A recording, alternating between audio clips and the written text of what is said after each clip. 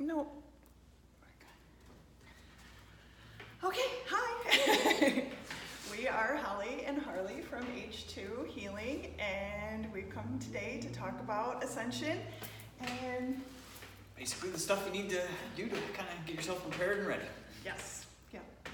So we have a smaller group today, so we're going to be interactive. You guys can jump in at any time if you have questions or comments or your own experiences.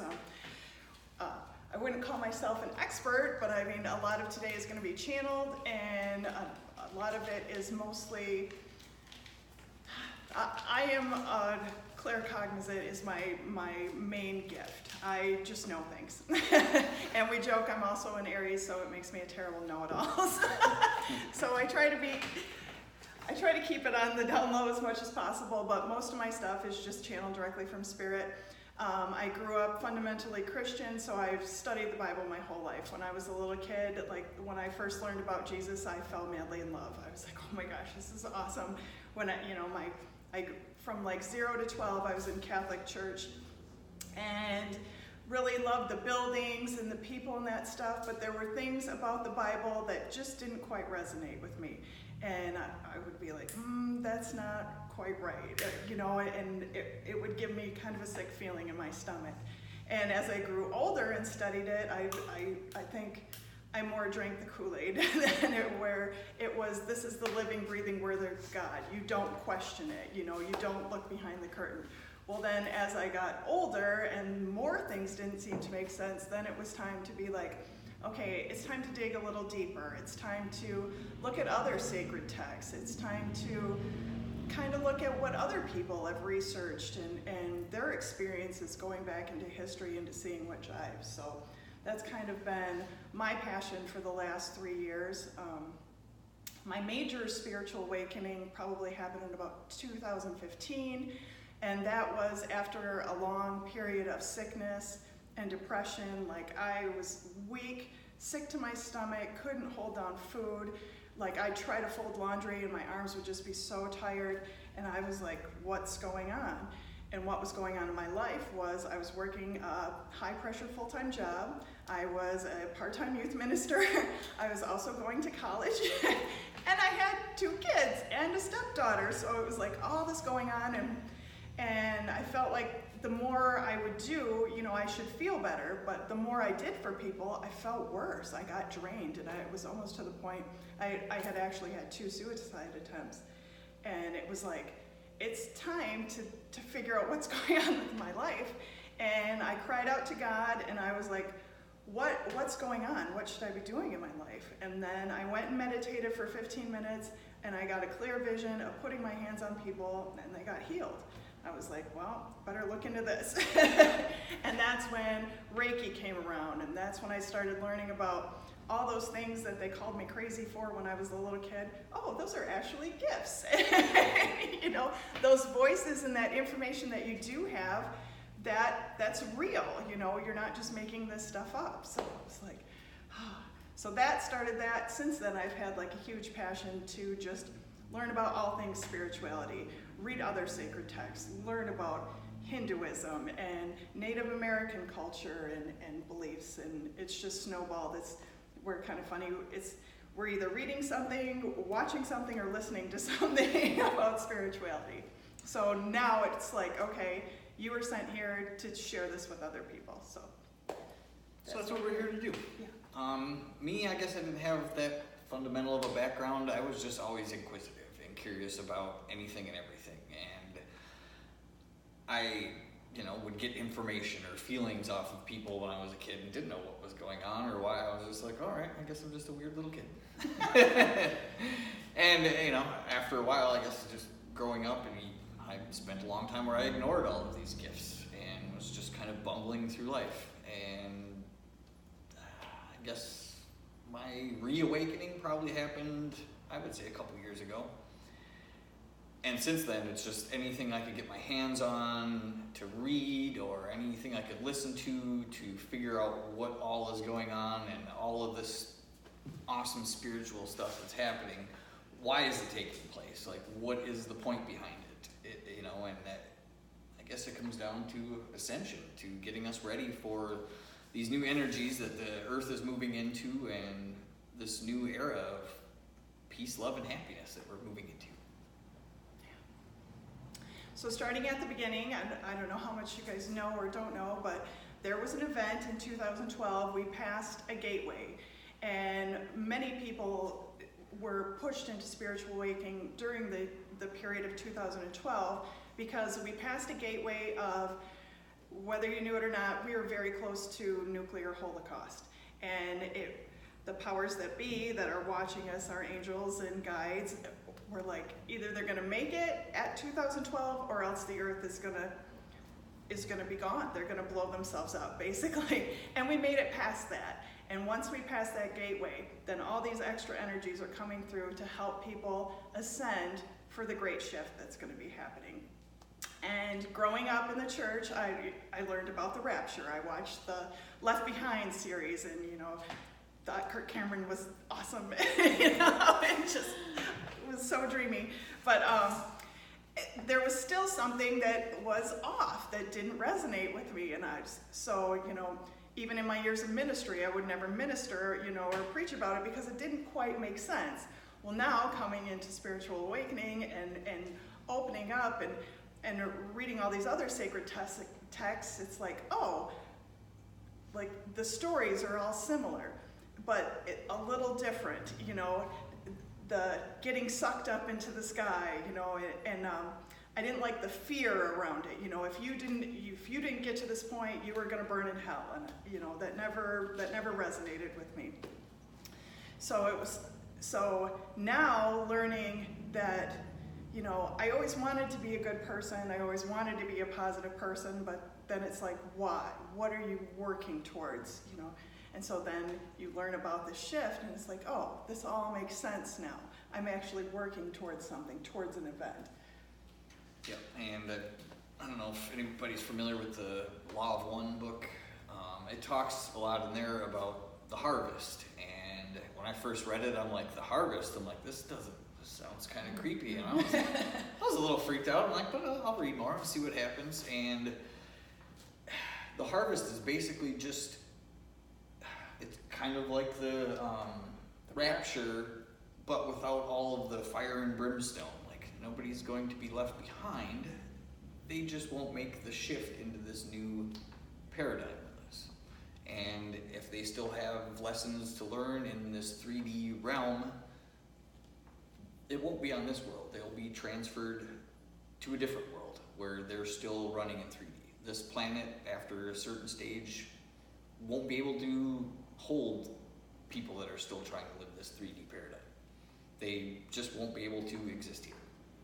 The vibration and frequency will be too high for them to be able to hang out, essentially. But the harvest, I guess, like how do you become part of the harvest? How do you know that you're going to be ascending? From most of the books that I've read and information I got through channeling, you have to be 51% in service to others. And that's, just being a nice person, basically, is what it amounts to. You don't have to do a whole lot of work, but you just can't be a terrible person, really. I mean, and there's many other things that you can do besides, just being nice to other people. Your diet, stuff you do on a regular basis, I guess. You're kind of jumping. So do you guys understand the dimensions? Like when we say 3D, does that make sense to you? And 4D and 5D? No? Okay. So this planet in the energies that everything has a frequency. Like we were talking today, like even traveling, we just came back from New Mexico. Yeah, everything is energy. Even like different states, we were talking about driving from New Mexico to Colorado. Even when you pass that state line, you can feel the different frequency, the different energy.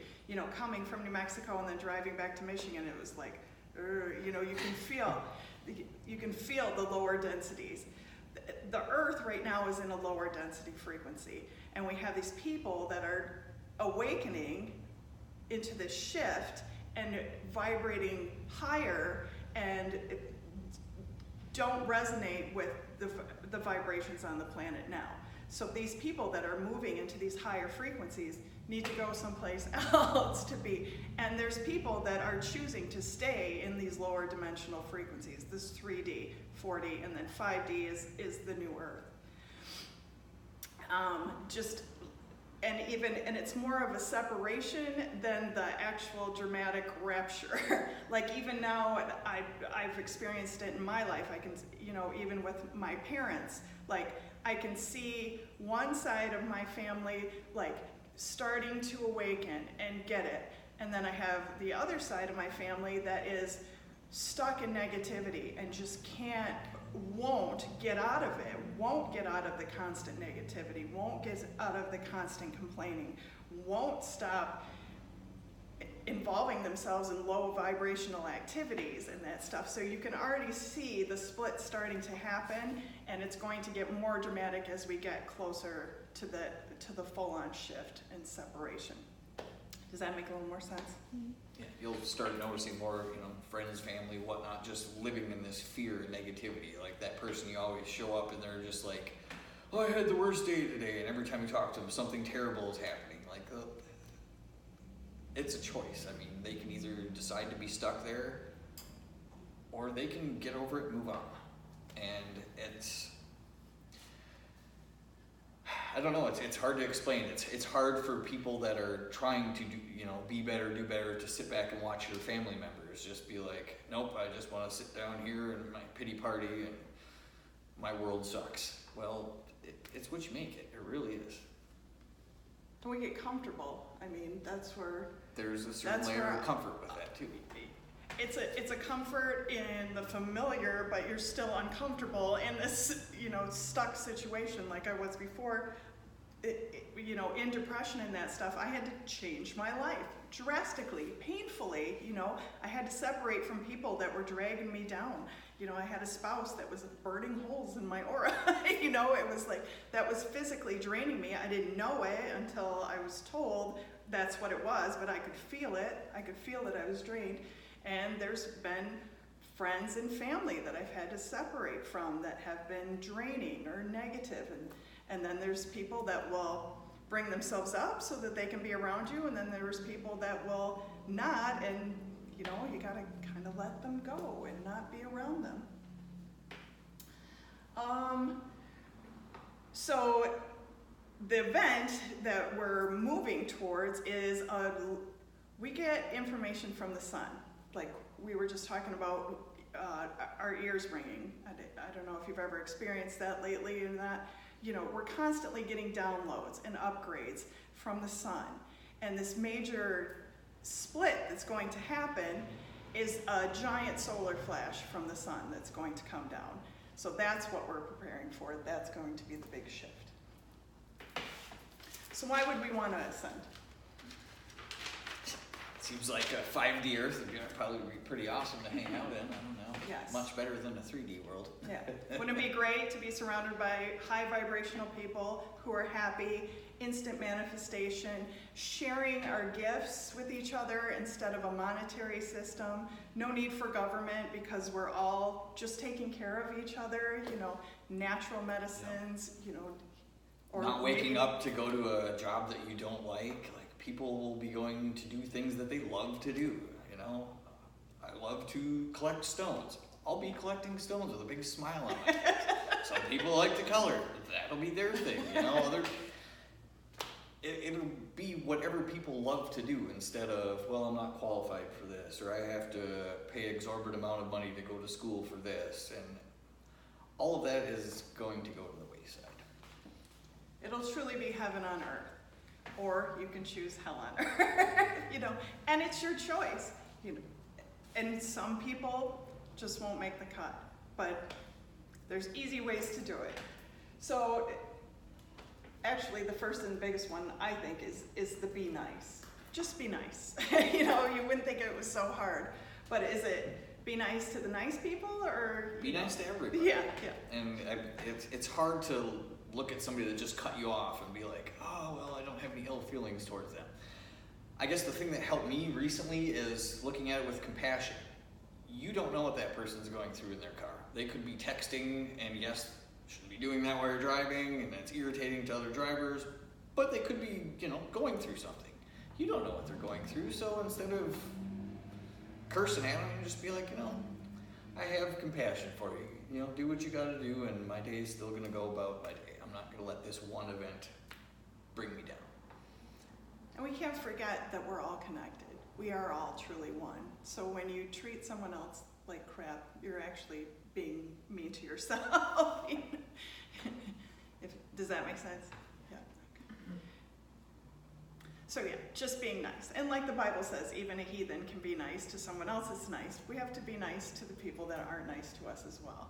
And that's how, the more people that make it, you want your friends and family to make it. I want everyone to make it. I mean, we were sent here to share this message so that, it's, it used to be, let me tell you about Jesus. It's like, well, let me tell you about Christ consciousness. Peace that passes all understanding. Yep. Forgiveness. So one part of this, if you want to vibrate higher, is you're going to have to get rid of your shit. You got to clean out your junk. You got to do your dirty work. I had a lot of people I had to forgive. I had a lot of people that, and I had to forgive myself, which is probably... That's the biggest thing. Yeah. Once you can forgive yourself and start showing yourself love, true unconditional love, it makes showing everybody else that much easier. Just forgiveness. I mean, you could have some shitty things that happen to you, that people have done to you, and the best thing you could do is just forgive them and send them love. And that, I guess kind of absolves you from anything, but you're not stuck in that energy then. You don't have to feel guilt, which is something that we all create in our own head. I mean, if you feel guilt for anything, that's your feelings. The other person doesn't, have that feeling. Potentially, they don't know that you're feeling that guilt. So just live guilt-free, and forgiveness is really key. And the compassion goes a long way with helping to get to that forgiveness point. Yeah. You talk about guilt, but my main issue that inside of me was shame. Like guilt is, I did something bad, I feel guilty about it. Shame is, I did something bad, I am bad. I don't know how many years I thought there was something fundamentally wrong with me. Why am I such a loser? And I mean, the outside looking in, I had the perfect little family and the perfect little life, but inside I hated myself, like everything. I couldn't stand to look in the mirror. I am my worst critic, and I beat myself up. And Kelly's like, your guides are showing me that you take and scoop your guts out to people. And I did, and I thought the way I was raised and what my belief system was, I have to give. If I'm not giving, then I'm not worth anything. That's so far off. You're worthy of love, and you are loved just because you exist. We don't have to be doing. All we have to do is be. And the fact that we're here is that you are loved. So many people love you. So working towards raising your vibration is getting rid of all the darkness. You're going to have to deal with your past. You're going to have to deal with your traumas, and everything you've done to people and everything people have done to you. All of that is looking for acknowledgement. I guess acknowledgement is that, we need to look our traumas and our hurts, in the face and deal with them. I don't know how many years I just tried to bury it deep down inside. I would drink, smoke pot, sleep, sex, whatever, to make yourself feel just a little bit better, to get rid of that stuff, and it never helped anything. You have to actually deal with what's going on, what's happened to you, what you've done. It'll take that dark night of the soul moment where you're afraid, you're terrified of that. Period. It's more than a moment. You're terrified of what that all entails and what you have to go through, but in the long picture, the big picture, that's just a little blip for being happy for the rest of your time. I mean, deal with your crap and get it out there. And I don't know, I found that when I was dealing with all of my stuff, I just drug it all up as much as I possibly could. I already feel like crap and this already sucks. Let's just bring it all up. Let's get it all out of the way now. Or as much of it as you can. And if you don't, those lessons keep presenting itself. The universe keeps giving you chances. And even after you work through that, I've worked through stuff and came to, a conclusion or absolution. I'm like, awesome, I won't have to deal with that again. And an hour later, boom, the universe tosses one at you like, all right, let's see if you truly got it. And you're like, oh, all right, I see what you're doing there. And you have to be aware enough to realize that, and then just handle the situation differently. You get cut off while you're driving. Instead of flipping the person off or freaking out, just be like, whatever. That was my biggest thing. I had major road rage. I could not stand slow or inconsiderate drivers. And as soon as I'm like, yeah, I got this lesson, I got it, thank you, lesson learned. Minutes later, get cut off, and then guy doing like 10 miles an hour in front of you. Old me, I can just like feel it start welling up at my toes, and I'm like, nope, we're not gonna do that. And just deep breath and put a smile on my face, and you know what? Not sure what they're going through. They could have just been spacing out and pulled out in front of me on accident. No sense of me getting all ragey and for no reason. And just stuff like that. You think you passed the lesson, and don't think it's all in the clear after that. There's still work to be done, but it's more of acknowledging and noticing that those lessons are happening, and then reacting the way you learned how to your new way of thinking, instead of going back into your old angry self, or you want to flip the driver off or honk your horn or whatever the case is. And the same with healing. Healing, you'll think, just when you think you had something healed, then something else will trigger. And the journey of healing is really a journey. There's layers to it, especially if you've had many traumas. And growing up as a sensitive kid, like I had hurts going way, way back, and you think you'll have it healed, and then somebody will say something to you, or you'll see something. And I've noticed that if I can tell a story about it now, there's almost nothing I can't talk about that I won't start to tear up or get choked up. I notice if it's just history now, instead of being this wound. So have compassion for yourself for healing. And it took quite a bit of energy work. I had to adjust my whole diet. I had to adjust who I had around me. I had to change my living situation. I had to change my job. I had to cut out all my extracurricular stuff. I was like, why am I exhausting myself? So my life has definitely changed in the last 3 years, majorly. So have compassion for yourself, and it takes time. It takes time, and there's layers to healing. Yep, it's patience. Patience, being patient with yourself. Yes, loving yourself, honoring people. So, part of being nice, under the category of being nice, is non-judgment. And judgment, accepting people how they are, helps you accept you how you are, if that makes sense. As if we're cutting some people down and that stuff, you're subconsciously registering, oh, people will be thinking about me like that. And it's just not true. So honor people, non-judgment. Yeah, that was a big one for me. Everybody wants to just sit there and watch the person walking down the street and make up some tale about them, or, what's wrong with this person, or what's wrong with that person. And for starters, it lowers your vibration. And, that person across the street, we're all connected, so that person's you. So you're basically sitting there judging yourself. And 9 times out of 10, if you pass judgment on somebody and you really sit there honestly and think about it, that's something that you need to work on. That's something that you saw in them that's a reflection of work that you need to do. And it was tough. I loved sitting downtown in student housing and just watching people walk by all day like, whew, what's up with that? What's up with that? It's it's as easy to sit there and toss out judgment as it is to just be an asshole to everybody. I mean,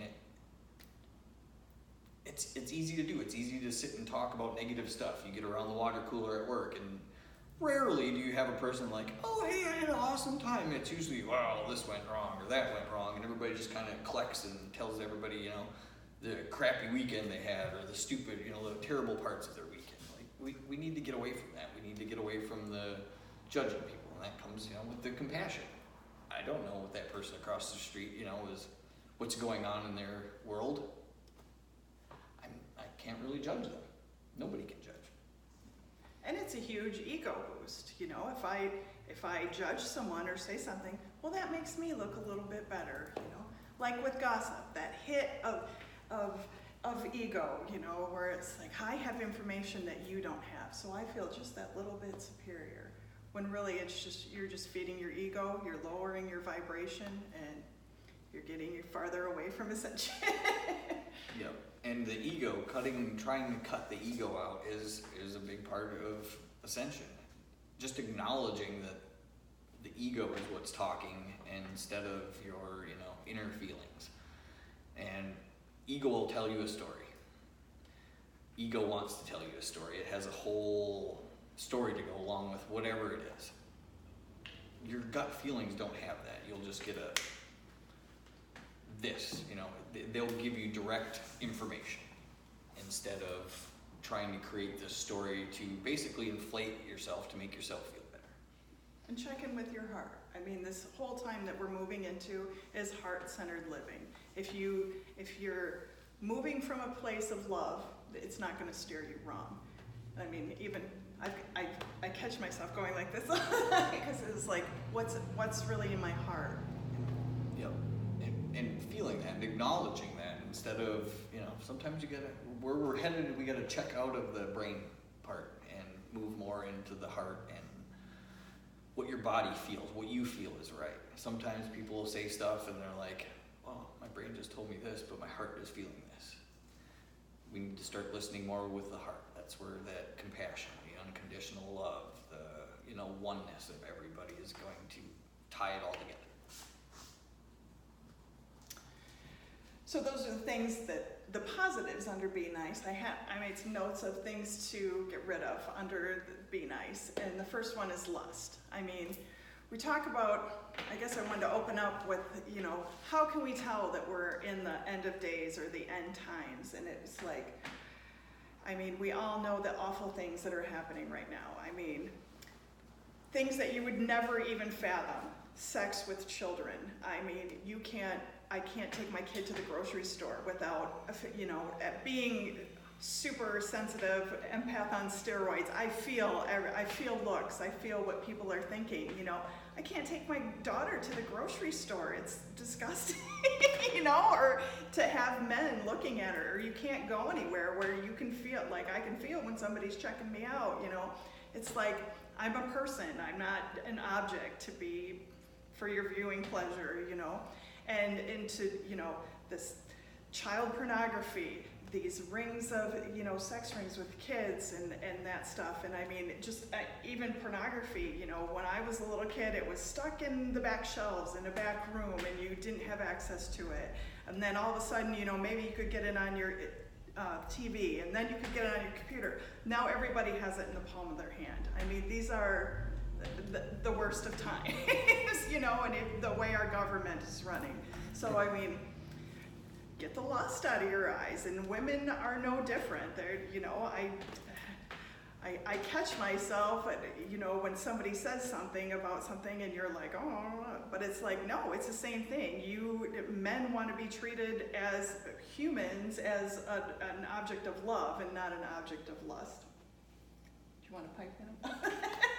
Pretty much covered that one. Anger, you know, anger. It's easy to get angry, but if you just take a deep breath and take a step back and have compassion for people. Yep. You know, what is, you know, I asked myself, like, what is it that's making me this angry?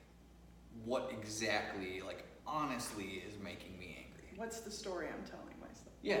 And once you kind of figure that out, you can kind of, you know, you like reverse engineer it, just kind of work back at it, like, all right, well, this was said. So is it, what was said that makes me angry? Is it the act or the way it was said to me? Like, once you figure out what it is exactly that's, causing that anger, it's a lot easier to shut it down. Once you start feeling that welling up, you're just like, nope, nope, nope, nope. There's no place for you here. Well, acknowledge it and then release it. Yeah. Release it and send it away. Instead of holding it. Yeah, Being like, or pushing it down inside, yeah. Making it your story. Like, you don't have to live in that angry world. And have compassion for yourself. This is another one, well, I'll get mad and blow up and then I'll beat myself up about it. Well, then it's just a downward spiral. Have compassion for yourself. Release it, let it go. Move on. Cruelty.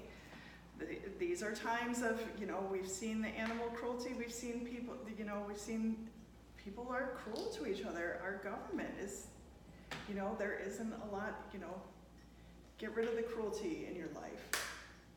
Judgment, greed.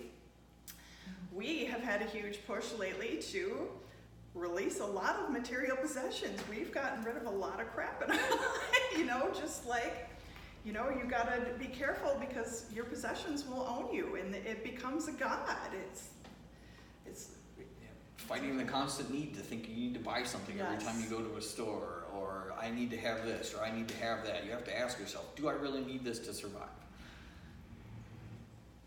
If the answer is yes, okay, scoop it up. If the answer is no, and it's just something that's gonna help feed your ego or make you feel good for the day, you don't need that crap. All you're doing is taking more plastic off the shelf and putting it in a landfill, because that's eventually where it's gonna end up. And we're not gonna be able to live on a plastic planet, and the shit doesn't go away. no. And if you burn it, it just goes into the air. So it's like, just quit buying shit. Yeah. And we've gotten into this cycle of comparing to others, and we have to have the biggest and the best. I was caught up into that a long time. You put yourself in debt to try to be someone you're not. It's like, just be yourself. We can live simply, and we don't have to rely on the job life as much, or be in debt or be enslaved to a credit card. Not everybody needs a giant Tahoe. Like, you don't need the flashy car. You need to be able to get from point A to point B. And how liberating it's been just to be free of that weight of stuff. Yeah, it's been great. I mean, I played video games. I still got boxes of PlayStation games. I lived in that world. That was my escape from reality. Whenever I was playing video games, I was fine. I was in my own world. I was the king of it. As soon as you unplug from that and the reality sets in, you're like, well, shit, this sucks. Gonna go play some more video games. I got rid of all that. I sold my system and starting to sell the games off, and it's just, I look at that and I'm like, wow, how, we try to do all these things to remove ourselves from the shitty reality that we're creating. I mean, once you start figuring that out and, doing stuff to help yourself, you don't need to drown your life in alcohol or video games or anything else to escape from reality. You've created a reality that you want to live in and be in, which makes you a happy person, which helps other people be happy. Like, oh, she's smiling, I want to smile. Instead of walking in and be like, oh, well, she's crabby, I'm going to be crabby too. Each individual energies, that feeds, what was it, like 75,000 people can be affected by it.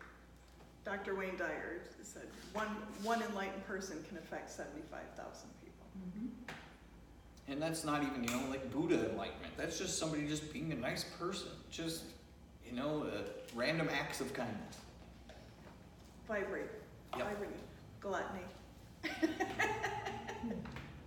We've all been guilty, I know I have, of overeating from time to time.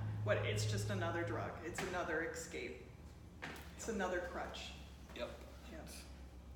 Once you get healed, you don't need any of it. So then it was 51%, like Harley was talking about, the 51% in service to others. Yeah, and that's more, I see that more as an intention. Like, we could be doing this to inflate ourselves, or are we doing it because we love and care about other people? Right. And What that is too- your intention to what you're doing? Yeah. Both, I guess, I don't know, if, from what I understood is you can get, you know, to this 51% by being in service to others, in which case when the, you know, harvest occurs, it's going to be easier for you. When you reincarnate back on this planet, it's going to be a damn good time. And now is a really good time to be here. This is at the beginning of it. From here on out, it's just going to be super fun. If you keep your vibration. Right. You can also get there by being 51% service to self, which is the other way around. You will not have such a good time next time when you come back. It's more of a self-serving 51%. And that's where you get, you know, a lot of these groups like the Cabal or the Illuminati, they're getting to this ascension point, but through a different way. And it's a rougher road, it's a harder road, and it's really not worth it in the end. The Bible calls it wailing and gnashing of teeth. I mean, but you know, how many people do you know that grind their teeth because they're so stressed out, so angry, so, you know, and people that constantly complain and that you can't, you know, That was me. the sky is blue. Well, it looks gray. That was me for the longest time. I mean, I remember waking up and my jaw just hurting, and I'm like, wow, is this from the coffee? Is this from, you know, all the nicotine and different stuff I was pumping into my body? Yeah, a lot of that has to do with it, but a lot of it is that underlying negativity, that negative energy. I would go into work every day and bitch about my job, and bitch about everything else that was happening. And then I'd come home and plug into the video games, and poof, everything was gone for a little while. And as soon as I shut that off, I'd find something else to bitch about. And it was bad. There was definite, you know, health issues popping up. And since I kind of got away from all that, started eating better and just being a nicer person, it's my jaw, I don't wake up with my jaw clenched anymore. It doesn't hurt ever. It's like, I don't know. It's just a nicer, happier place to be in. Yeah, it's nice to have a life that you don't have to escape from. Yeah. Yep. Be here now and fully present. Okay, honoring your word, telling the truth. How many people around you have lying as a second language? It's like, you know, that lowers your vibration. It blocks your throat chakra. It will manifest in all sorts of, I don't know how many women have thyroid issues, and this sucker's blocked. We see it a lot in our work. It's like, yeah. Yep. If there's a truth that needs to be told, you need to say it. And if you can't, then don't say anything at all. You know, it's better to say nothing than to lie, but if you have truth, speak it. Yep. Speak your truth. And respect others. You know, respect others' beliefs, I guess, is how that resonates for me.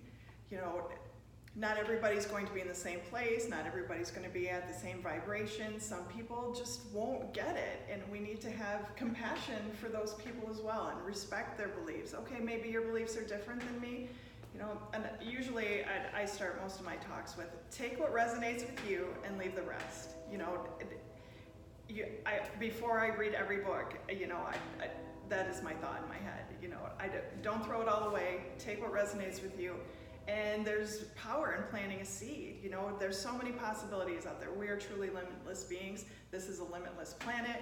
There's so much going on right now that, you know, every day we learn a little bit more about what's going on behind the scenes, and it's just getting bigger and bigger. And I mean, there's some things that you'll understand now, and there's some things that probably I don't even understand now that are coming. And we need to be respectful of other people's beliefs, other people's religions, other people's struggles and traumas. You know, it's like having depression. It's hard for people to understand depression because they're like, my ex-husband, sorry for picking on you, but it's like he used to always say, buck up, buttercup, and I'd be like, but I can't just buck up, you know, it's like I can't switch it off. I am actually sick. I'm laying here sick. I know I look fine, and I could probably put makeup on and no one would know, but you're really sick, you know, and it's hard to have compassion for someone unless you've experienced it. So, you know, we just have to be respectful of others and others' beliefs and others' journeys. Some people take longer to ascend, and that's okay. That's their journey. Yep, I've had friends of mine where I, was thinking I was all high and mighty and I'm going to try to push my beliefs on you, and then it was just like backlash, and we didn't talk for a few months, and then I realized, like, well, maybe you just need to just plant the seed and they'll come around when they want to hear it. And I've planted a few seeds, and I've had a few friends come out to me out of the blue and, hey, what about, I noticed you're happy and you got all these rocks now. What's going on here? What's going on with the stones and the smiles? Like, what are you doing? And, just to sit and casually explain it to them. And it was so much easier than trying to, push it on people. Like, hey, you need to go and get these stones, and you need to change your belief to this. It doesn't work. They just dig their heels in, and you're going to get farther away than you were when you started. But, just knowing that, planting that seed, or just being you, being authentically you in a happy, high vibe state will affect other people. They will notice, and they may ask, hey, how is it that you're so damn happy all the time? What are you on? It's generally the first question I get. Nothing. Complete happiness. Actually, I've gotten off all my medication. Yeah. I'm on nothing now. I'm happier than I've ever been. But. Yeah, respectful of others. Oh, yeah. So the third one that I have is not using your words to manipulate others or your actions. And I don't know, this revelation came to me a little bit later, and it hit me the hardest. Because you think you're so, I don't know, I get like, oh, I'm so spiritually enlightened, and then you get whacked. And it's usually and then pretty it was like, okay, so now before I talk to someone, and here's this ex-husband again, it was like, I want to ask him about this, but am I asking him because I want to manipulate his actions, or do I really just want information? And then it's like, and at work, and with you even, it's like, am I asking him to get information, or am I asking him to manipulate his behavior? And it's funky. like, oh, I do that, I can, turns out I've been a pretty good manipulator, and I didn't even know I was doing it until it was brought into my awareness. Yeah, I couldn't agree more. You really have to sit and think about it. I was guilty of that with, I know my grandparents. My grandma, for one, I was the golden boy, the golden grandchild. I could do no wrong. I could have stabbed somebody right in front of her, and she'd been like, oh, honey, come in, I'll make you. Are you tired? Is your arm tired?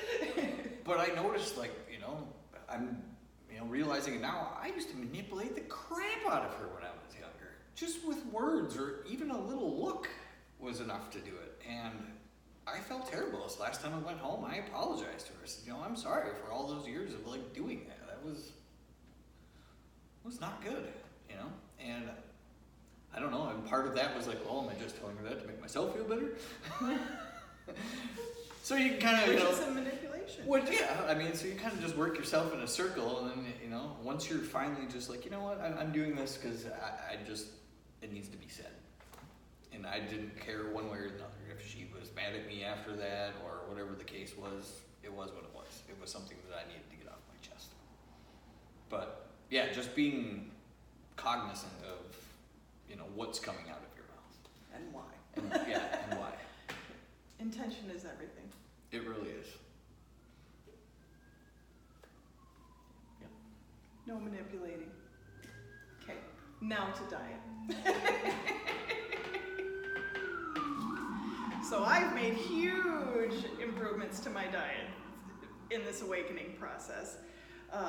One is getting rid of processed foods, and even went quite a long time being vegetarian and then even vegan for a while, and now we've incorporated meat back into our diet. And really, a lot of this is trusting your intuition. I mean, there's guidelines. Get the junk food out of your life. Get the processed flour out of your life. Get the fast food out of your life. And I know this is a struggle for a lot of people, and we Diet just got pop done. or any sort of soda. Oh my gosh, I drink so much Diet Coke. And it's like, now if I have one sip, I instantly have a headache. It's like, get the junk out of your life. Fruits and vegetables, organic if you can. Organic, they've proven, has a higher vibration. Most of organic farming has the intention of this is going to be healthier and better for you. Fruits and vegetables rank highest in your vibration. Organic if you can. If you choose to eat meat or dairy, try to get organic. If you can get a locally sourced animal protein there's a place in Gobles that we get our meat from when we can. And the animals are right there, they're treated kindly, they're fed good food and not the GMO crap. And they're not packed into little cages at the end of the day. They're genuinely happy until they turn into a steak. Yeah. The factory farm. But it's a happy steak. It will be one of the most delicious steaks you ever have. Yeah. Because it's not all that, they don't have all that poison pumping through their veins 2 seconds before they die, because they're not freaking out. They're not in a constant state of agitation because their neighbor cow is right next to them. Like, they're happy. They're out eating grass like, oh, all right.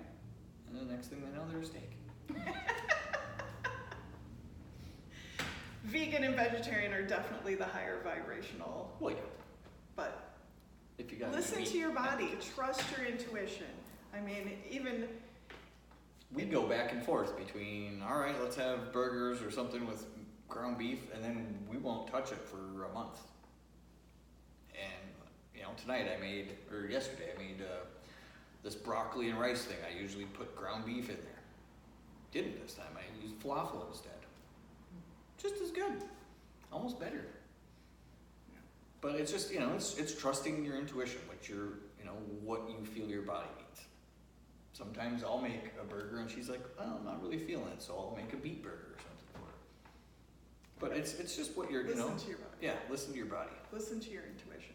And that's really another big point of moving into this time of heart-centered living is trusting your intuition. We both have really strong imagination and that stuff. And I would get this information when I was a kid and I was like, oh, I'm just making that up. And then Tina Zion will say, you're not imagining it, you're imaging it. It's real. Those are your real thoughts. Listen to that. That is your guidance. That is your guides telling you what to do, what you need and what you don't need. And that information's there. Trust it. Yeah, and that kind of ties into with what I was saying earlier about, ego will tell you a story.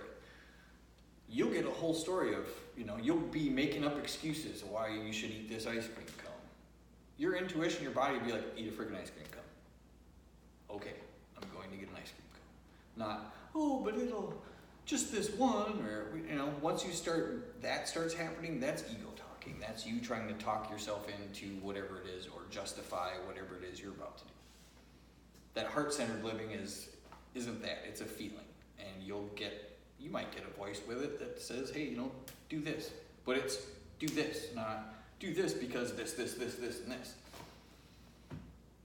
And once you start differentiating between that, it helps out quite a bit. It took me a while, is this my ego talking, or is this, that higher self voice, hey man, you should have broccoli today. Yeah. And our smoothies. So we have smoothies almost every morning with pineapple, fresh pineapple, mango, banana, diatomaceous earth, boron, what else do we put in there? Chia seed, flaxseed, cilantro, almond milk, and cilantro. And then frozen wild blueberries. Yeah, frozen wild blueberries and frozen mixed berries. Yeah. Raspberry. So we have that every morning, and it's like you drink it. It's like you're drinking in a rainbow. It's like, yes, I can feel my body be like. Oh. Yeah, it's one of the few things that I've ever drank that I'm just like, as soon as it hits your mouth, you're like, oh, your whole body is kind of like, yeah, thanks. And I was not a big fan of eating fruit. I wasn't the person like, oh, I'm gonna eat a handful of berries here. And right off the bat in the morning, I have 2 pint glasses full of that smoothie. I've got all of the fruits I could possibly need in my diet that day, and some extra. And fruit is so important. You get the salts that you need, you get the micronutrients that you eat. There's a lot of diets going around now that say carbs are bad, carbs are bad. That white processed flour crap is bad. We need fruit in our diet. It's essential. For your brain to function, for every organ to function, you need that fruit in your diet. So if someone's telling you not to eat carbs, they're not talking about fruit. You gotta have your fruit. Yeah. It's essential. And what we take into our eyes is part of our diet as well. I mean, Kelly doesn't have a TV in her home. You know, we watch Gaia or we watch Netflix, and we choose what we watch. You know, I was just watching TV with my daughter the other day at her father's house, and it was like the commercials are just like my skin crawls. Being in marketing, you know, in my past, it's like, you know, you're being manipulated at every turn. Buy this, eat this. You know, they're trying to control us. You know, with these commercials. Buy more crap that you don't need. You know, and it works. You know, these little kids are pumping it right up. So I mean, what you put into your eyes and your ears is part of your diet as well. I haven't watched the news in years. Probably 3 years. I haven't watched the news. I'm on that bandwagon. What? I'm on that bandwagon. Yeah. It's a great bandwagon to be on. It's unbelievable how depressed you can get by just watching 15 minutes of news. Mm-hmm. And a population that is depressed and hating themselves is real easy to manipulate and control. Even the waves coming out of it. You know, the content itself is bad, but even the waves coming out of Yeah. it, the Yeah. magnetic fields are horrible. Yep. It's just, all of it is just, it's bad. It's that grating, like, you watch 15 minutes of news and you're like, oh, I need to take a shower. And I've noticed since I've quit watching it, and I haven't had TV now, like anything, you know, other than Netflix for probably, I think Netflix had just came out, and I was like, you know what, I'm done with this TV crap. It's had been like 12 or 15 years by now. But I don't watch anything that I don't choose to watch. If I go home on vacation and they got the TV on, generally I'll grab a book and go in the other room or go find something else to do. I can't stand sitting there and having somebody buy this, buy this, buy this, buy this, eat this food. It's like, yeah, giant middle finger.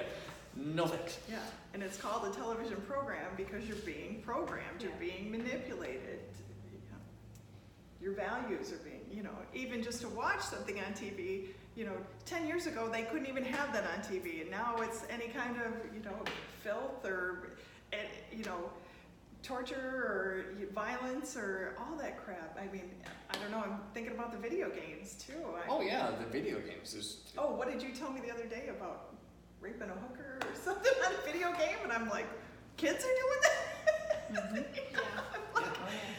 Yeah, and it's like, when did that get to be okay? Basically, that whole game is nothing but violence in one way, shape, or form or another, and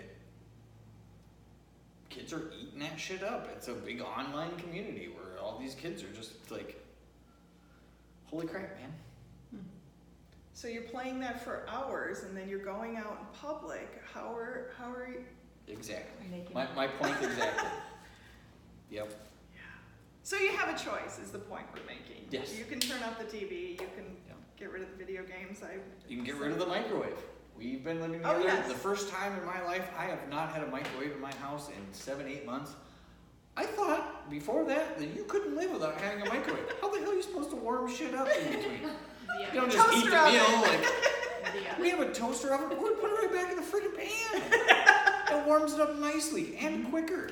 And it's still the same chemical content as when I put it in the pan.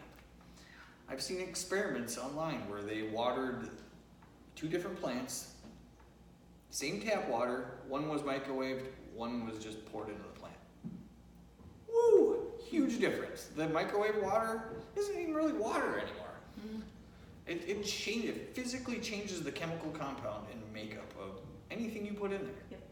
If you put applesauce or something, you know, anything in there, it's not that when it comes out. It's something else. Radiated applesauce. Yeah, it's no vibe apples.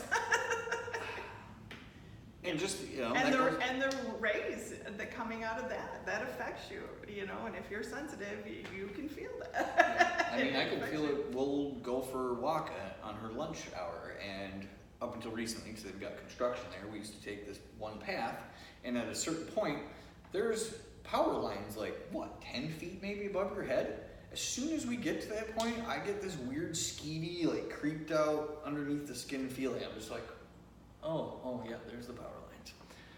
But you just become more, sensitive to all of that stuff. Cell towers. This week while we were on vacation out in New Mexico, we went up to this awesome overlook spot. Well, right next to that is like 15 towers with all of these cell tower arrays and stuff on there, and it was just like, the whole time I was there, my skin was crawling. I got angry. I was like, we get the fuck out of here. Yeah. Like, this is physically affecting me. Like, this isn't me. Yeah, I and have Wi-Fi. If you can turn your Wi-Fi off at night, or as often as you possibly can, shut this shit off. You don't need those those waves going through you all day long. Yeah. I used to have, we share Wi-Fi now, but I used to have my Wi-Fi on a timer, and it would go off at night and then turn on in the morning, so you're not sleeping through all that. Yeah. And falling asleep with the TV on too. We've got this giant ass TV upstairs in our bedroom, and I can feel it. Like, if we don't turn it off at night, and it's just like, oh crap, we left the TV on, like all night long. It's just like. Yeah, turn it on. Anything else?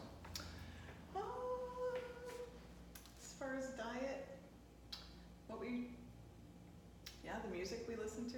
Yeah, I mean, the music that goes along with pretty much everything you hear or see, high vibrational stuff. If you're listening to that gangster rap that's talking about bitches and hoes, it's not really vibing that high. It's just What kind of goes like, in will come out. yeah, Somewhere. and high vibe music doesn't necessarily mean you need to listen to the gospel channel or Christian radio. There are plenty of artists out there that don't mention God whatsoever that are totally fine. We happen to listen to a lot of Nako and Medicine for the People, or Sad Saying is the other group that's pretty good. Mm-hmm. But just, stuff that makes you feel good, that makes you feel good about being good, And you go out in the world and you're like, yeah, I'm going to do good today. Smile at people, Yeah, and music is really something that can turn your mood around, we want to be high vibe, we want to be happy. I mean, if you can have music that gets you up to dance and that stuff, go for it. That's the whole point, is to be happy, to radiate joy. What is it? Love, joy, and then, anyways, love and joy are like the highest vibrational feelings. Other things that raise your vibration: essential oils. Essential oils vibrate very highly, and there's almost an oil that will heal anything these days. So we got peppermint during the day and lavender at night, and everything else in between when you need it. It's like essential oils, crystals. Yeah, I was about to say, and stones. How do crystals raise people's vibrations, Harley? Each stone has its own frequency, its own vibration. Quartz, for example, all stones are really not a liquid nor a solid. They're just this kind of frequency, this vibration. The stone has a different vibration and frequency than this stone. One is more centered, for the higher up chakras, for your higher self. This is more of a grounding thing to help you get that energy, down into the earth if you need to, the negativity. And just something as simple as having them around your house, or you don't need to carry pockets full of stones, even though I do. Guilty. You don't need to, but You don't highly need to, recommend it. It's not frowned upon. But just something as simple like this rose quartz, for the heart chakra. I've worn this for almost a year now, if not longer, and at first I was like, I got it because I was angry all the time. I wanted a reminder, love is also an option. So I would get angry and I always do this, and I'm like, Oh yeah, rose quartz. All right. Love. And after a while, I don't want to take it off. I love the way it feels. I like the vibration from it. I like that, it's not only affecting me, but it affects, generally, if you got stones or something in your pocket, like it's about a 10-foot radius, I think, where it'll help affect other people. So, anything you can do, and there's all manner of combinations. Once you get into it and you start reading, doing research, you can damn near make a combo of stones that'll bake you a potato if you get that combination right. And just to hold them. Some stones, the frequency thing. I can hold this piece of aqua aura that I have. It makes my fingertips tingle. Or my moldavite if I hold that, my fingertips will actually start tingling like they're vibrating, because they are. But it's, you don't think of stones, I guess, that way. Most people are just like, oh, it's just a rock, it's just there. Like, no, that thing is, all of these are different frequencies, different vibrations, and They hold information. they also hold information. Quartz crystals are big record keepers, huge information keepers. I've had some stones where I've put my hand and it's like you feel like somebody drove a spike into the top of your head, and it's just all this information flooding in. You're like, I didn't even know I knew that. You just start having like revelations about stuff you didn't even know you were thinking about. You're like, oh yeah. I don't know. They hold information. They, can absorb the energy around them too. If, this is primarily a high vibration stone. If I were to put this in somebody's home that wasn't so high vibrational, they would either throw it out because it wouldn't be compatible with them. They wouldn't know why they didn't like it. They just wouldn't like it. Or they might ignore that and the stone would just start absorbing that negativity. And if they went and gave it to somebody else that's a higher vibration or a happier person, that could then pass that bad vibration on to that person. Or they might raise up to that vibration. Or they could raise up to the vibration. That's the great thing about stones is they can do any and everything. And it's your choice. It's, again, all about intention. What is your intention? Yep. What other things raise your vibration?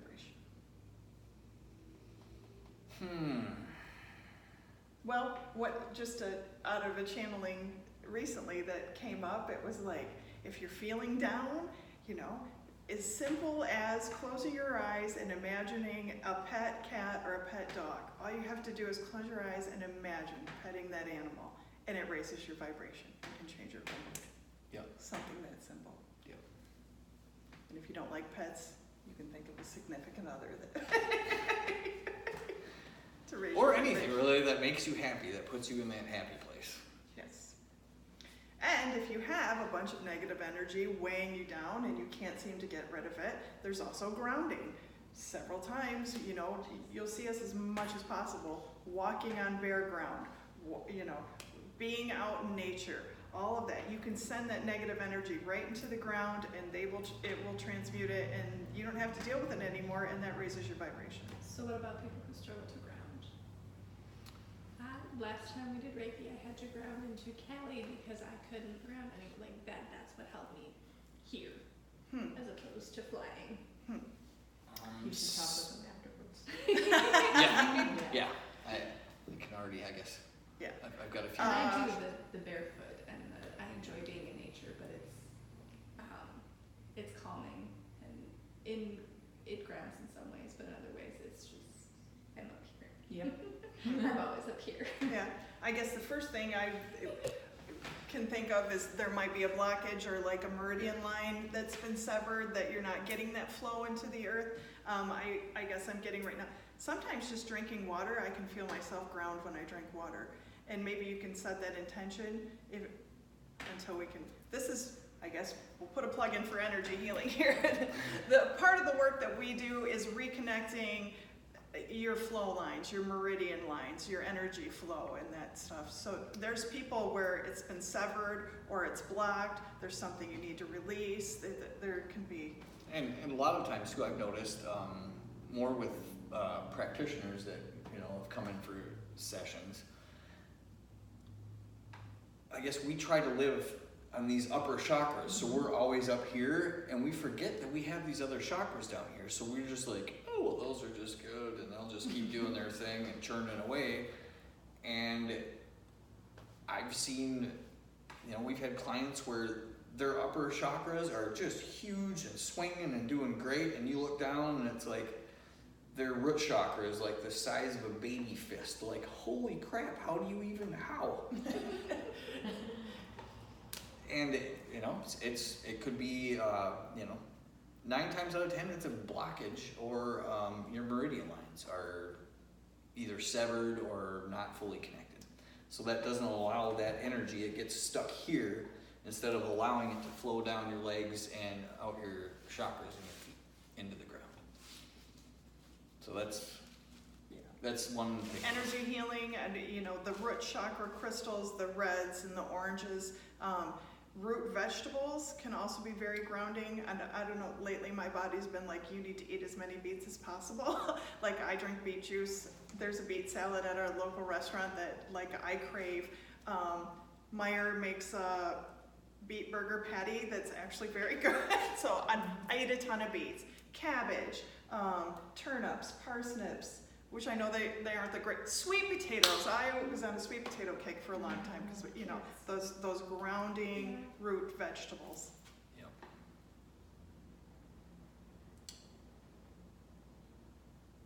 Yeah, more stones. I mean, there's always that. There's always stones. I got rid of all my material possessions except for all these rocks. Except for the 500 pounds of rocks we're carrying around. We just brought more back from vacations. But yeah, do you have any questions? I think so. Where does gratitude play into all this? Oh, gratitude's huge. Thank you. Yep, missed that one. Be grateful for everything. Don't take anything for granted. Gratitude vibrates so highly. Be grateful for every good thing that you have in your life, and you will bring in more. Gratitude attracts more things to be grateful for and raises your vibration. Yeah, and I hate to use the car pulling out in front of you analogy again, but Road rage!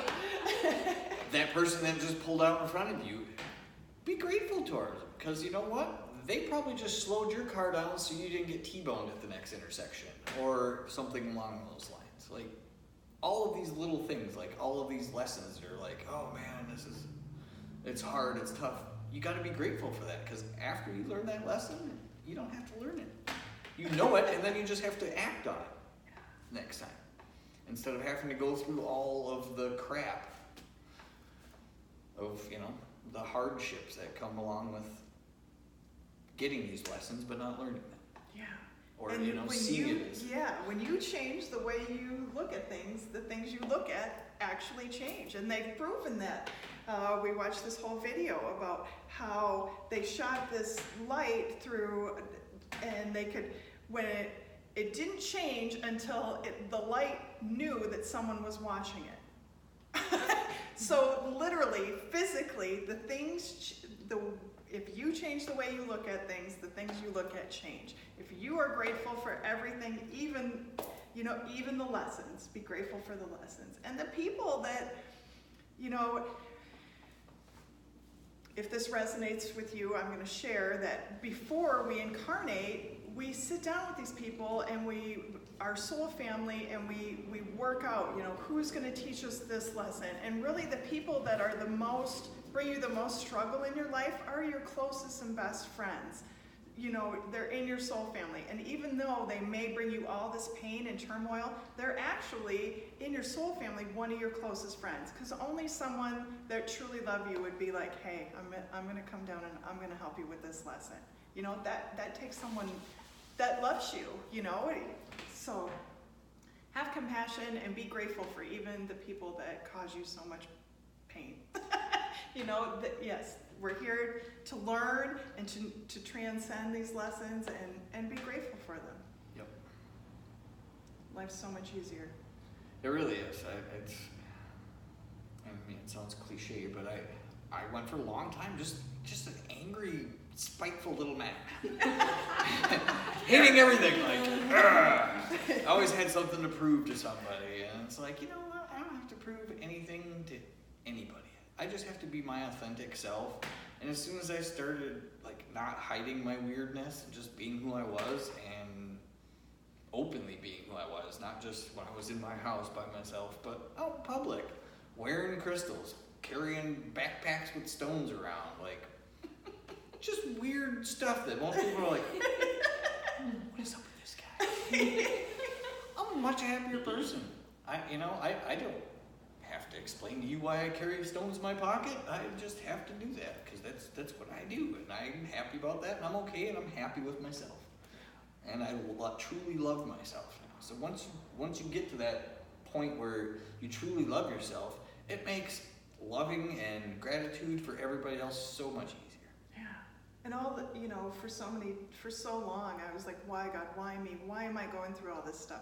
Like, not to dwell on the depression again, but, why did I have to, but now I'm grateful for that, because when somebody else is like, I'm having this, I'm like, oh, I know exactly what you're going through. I do. And I'm grateful for that now, the abuse I took as a kid, or, all the other crap that happened. It was like, I'm grateful for that now. I understand people. I can have compassion, I don't have this loving heart because I went through a bunch of shit.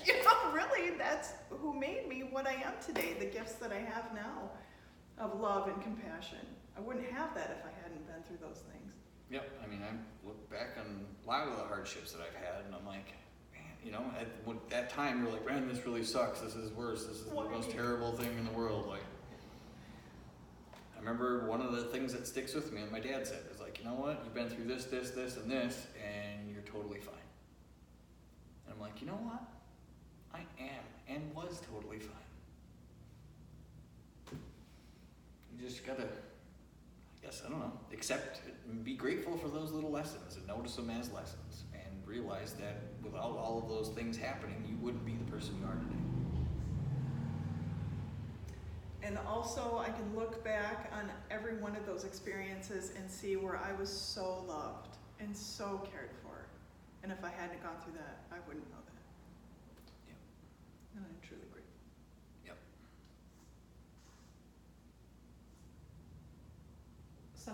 One thing that I hear often is people will come and have trouble with forgiveness in their lives and not be able to move on. And so the question I hear a lot is, I don't know how to forgive. How do I forgive? How do I get past this? Do you have any advice for people out there? I would in the Ascension process? I would say the first thing is intention. If you truly intend to forgive, then you put that out there. And it's like a muscle, you almost have to flex it in that stuff.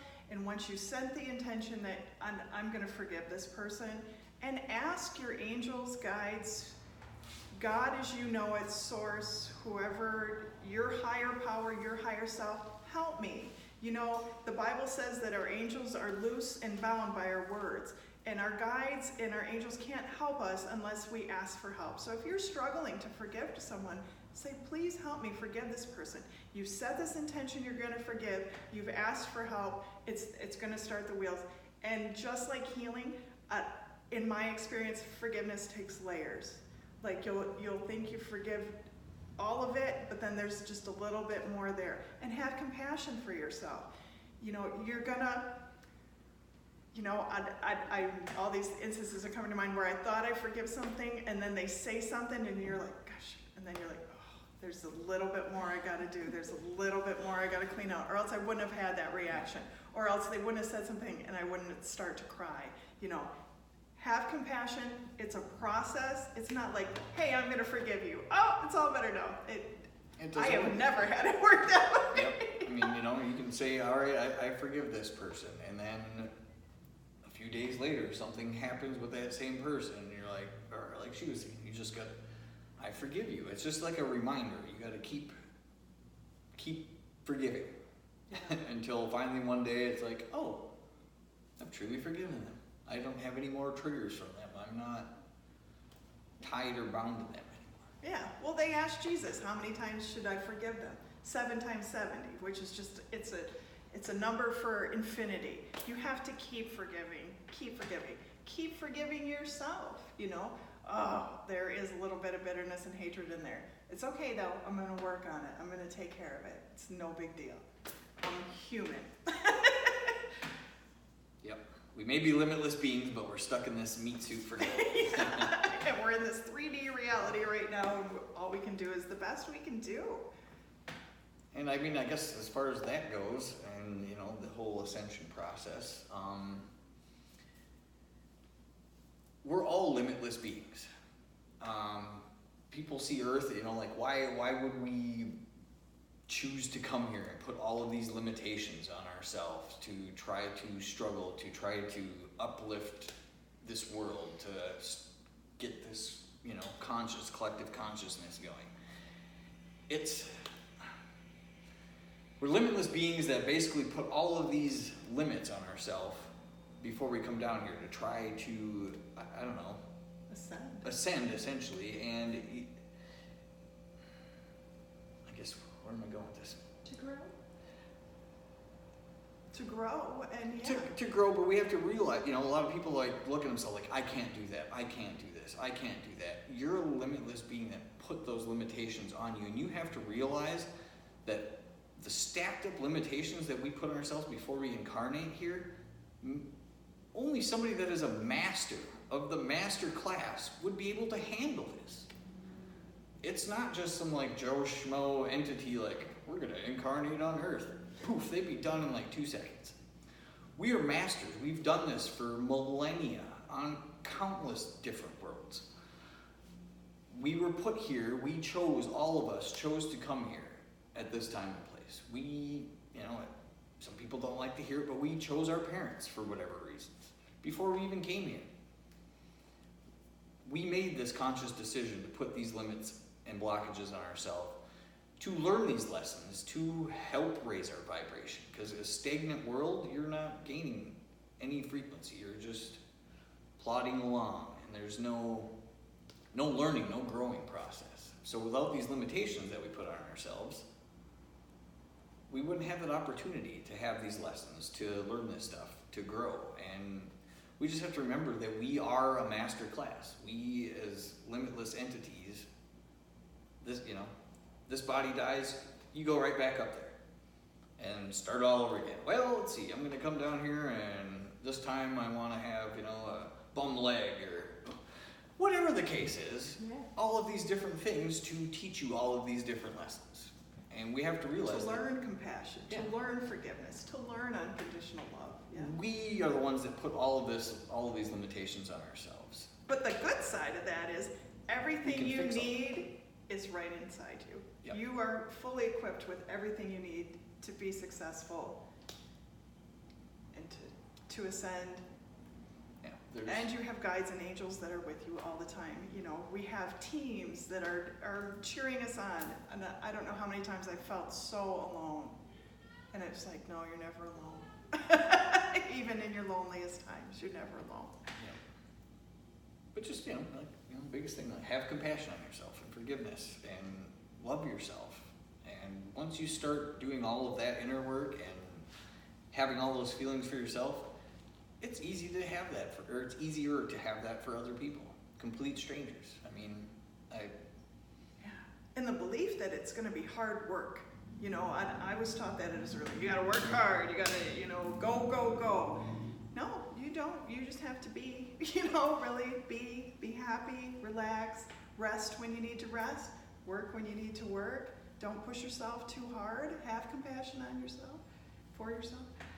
yeah, just be a nice person. Just be here now. So with the Ascension process, I know you guys have mentioned some of the things that you guys do, but people that are struggling, because I know there's many symptoms and all kinds of craziness going around. What are some of the things you guys do to help with people ascend or to help sometimes with symptoms? I know you guys do a lot of different things, and I'm sure the public would be interested in hearing about some of them. Well, when you talk about that, it brings up like if you Google Ascension flu symptoms, you'll get nausea, depression, Ringing in the ears, fatigue, fatigue, horrible fatigue. Like, you know, I always said, because I am like a go kind of person. So I would be like, I'm just gonna go fold this laundry, and I'll get out of bed, because I would be so tired that I would hold my pee for as long as I could, because it was so tiring just to go to the bathroom. So I'm like, I'm gonna go out and I'm gonna fold laundry. And you start, and it's just like, you have no energy. All this stuff takes, you're transforming your whole body to vibrate at this higher frequency. That takes a lot of energy. It takes a lot of nutrition. It takes a lot of positive input to go through those processes. And you're clearing out, I mean, all the things that I had to detox from, the negativity, plus all the, you know, the alcohol, prescription drugs that I was on, the bottles of painkillers that I was on, because every, you know, before I learned, you know, how to heal, you know, everything hurt, you know, so, you know, all the medications, you got to detox from all of that. And, you know, that's when I first learned about Reiki. It was like, Reiki, what's that? You know, well, you learn about that you are an energetic being. Everything is energy. And all the shit that you put in your body, it gets stuck there. All these old beliefs and all the negativity, it gets blocked in there. And you know, these energy centers just start to shut down. And I had 2 entities that were literally, she's, you know, can I talk about it? Oh yeah, okay. It's yours. So she's like, I can see you. I can see that you're an earth angel. I can see that you have these 2 entities, and they're holding your wings to the ground. So here I have these 2 energetic beings that I knew something was wrong, but until those were taken off, man, I was sick. I felt terrible. Once they were gone, it was like, whew, you know, yeah. So I had entities removed. I've had energy healing from probably 4 or 5 different practitioners, and every one that you go to has something different that they can offer you. And like I said, that forgiveness is in layers, healing is in layers. It's like, okay, I'm gonna take a little bit of crap out. Okay, so this, I've raised my vibration up to here. Well, then your body needs to assimilate all that, and then you can take a little layer off and you can vibrate a little higher. It's a process. And I mean, even now, like I'll have, you know, this is my twin flame. He is my healer. Even now, you know, you've removed cords, you've done energy work on me, and you know, all the time, And you know, layers, we're still, I've removed, you know, the same cord a couple times. Will you guys talk about cord removal just a little bit Yeah. for people that don't know? Okay. So yeah, we do cord extractions. You know, you can have these relationships with people and they will drain you. You create an energetic cord. You allow this, like, them to suck the life out of you energetically. And almost everyone we work on has at least one. Some have several. And some look like a pincushion of black just coming out from their abdomen. It's like, wow. Or thick, greasy ones. Yeah. Or there's just all people. And especially if you are a being of love and light, man, they are attracted to you. And if you don't remove that cord, they will just keep, you can break up with them, you can send them away, they can still suck the life right out of you. It's Kids, parents, bosses, you know. pretty much anybody that you let in to your personal space or you feel comfortable around, at any point they can attach that cord. And it can be a good cord, it can be fine, and you guys can have a great symbiotic relationship. But then one day you might feel yourself just like totally drained. Like, why am I so drained every time this person comes around? Or every time they're sick to your mentioned, you're stomach, like yeah. sick. And it's, you know, it could be one person, it could be many people in your life that are all trying to drain this energy from you. So you're just sapped and you can't do anything. And you feel like lethargic. And it's just like, a struggle to get through the day. And once you remove those, I mean, some people I've heard like, cutting cords. Well, we don't cut cords. We remove them entirely. We extract them. We extract them. A cut cord still leaves an attached piece to you. Flat. So that's one of our gifts. gifts is we extract cords and then we just pack you full of love and light. And everyone that we've done has been like, I feel a million times lighter. Yeah. And I feel so much better. And we can do that, and you can be totally fine, and the next day you can go visit, let's say you have a cord attachment to your mother. You can go visit your mother the next day, feeling all great, woo-ha, got that removed. And 1 second, one little word, one phrase comes out of her mouth, boom. So Instantly that's where attached back on. protection, we teach people about protection, shielding yourself, and a big part of that is setting boundaries. You need to let the people, that you have these energetic cords know that I'm putting up this boundary. I won't let you speak negatively to me. I won't let you manipulate me. This ends now because I love me and I have to protect and preserve me. Yeah.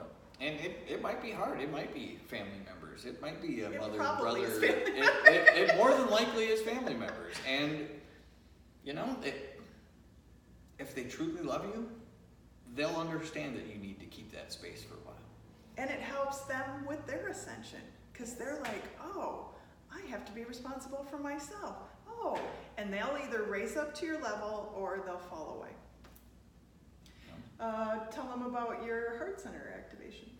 I do a heart center activation. A lot of people these days are having problems with, their personal truth, I guess, and their confidence level. And a lot of that comes from the fact that you don't have that connection from your heart to your brain. It's usually you're thinking with one or the other. It's never with both. And with the heart center activation, I connect your heart chakra and your crown chakra to your throat chakra, which enables you to feel and know for sure that your heart feels things. When you walk into a room, you kind of get that gut feeling.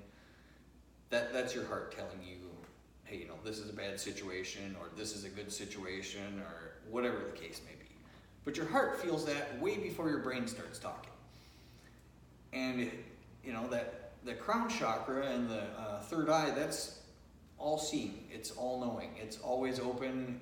It's your higher self. It knows things long before your heart does sometimes. Once you connect that and allow both of those centers to talk to each other, what comes out of your throat then is your true feeling. That's your true words. That's how you feel. So if you tell somebody, hey, I can't be around you right now, this is why. You don't have that guilt feeling like, oh, I feel bad for this. No, you don't feel bad because your heart and your mind both told you this situation's bad.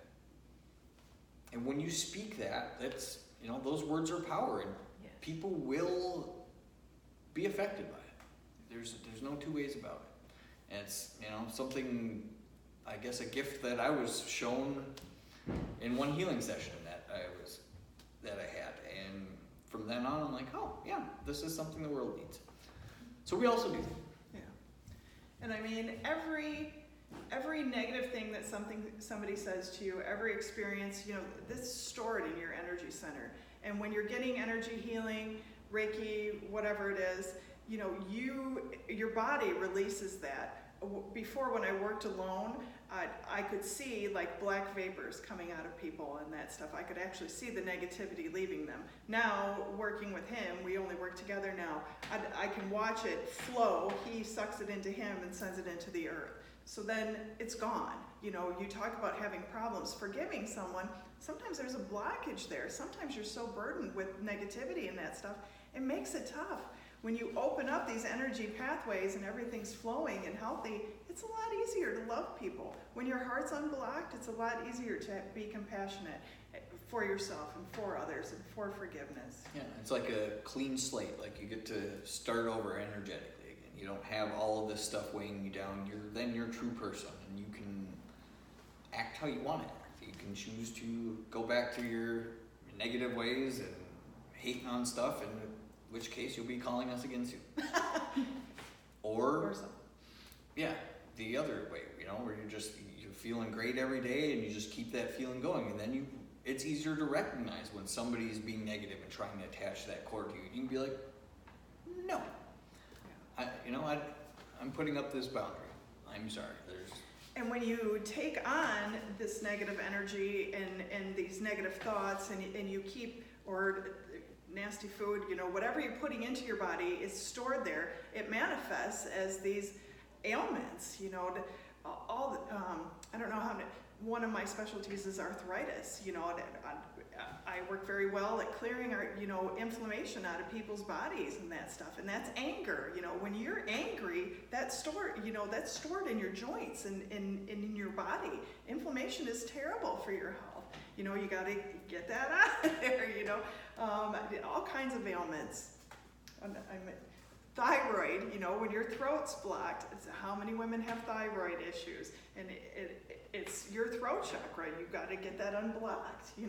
How many people, I don't know how long I was walking around with heartache, just like a wounded heart, heartbroken, literally, which can manifest into heart problems, lung problems. My stomach hurt for so long, until you get that solar plexus cleaned up and cleared, you'll be sick. And we're both now into our medical intuitive, we can scan the body and see where you have issues or see where you're gonna have issues.